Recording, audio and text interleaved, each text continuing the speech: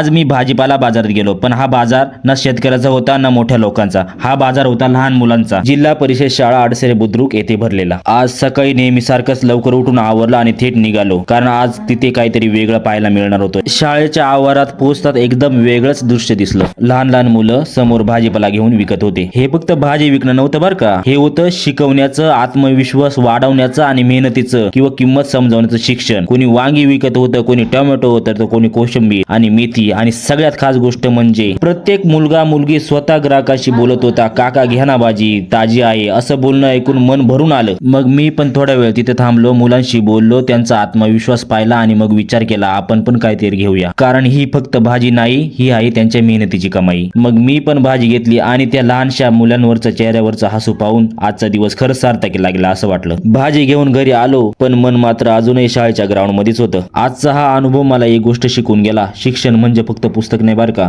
तर जीवनात कसं उभं राहायचं हे शिकवण म्हणजेच खऱ्या अर्थानं शिक्षण. अशा उपक्रमांना मनापासून सलाम आणि त्या लहान मुलांच्या उज्ज्वल भविष्यासाठी खूप शुभेच्छा.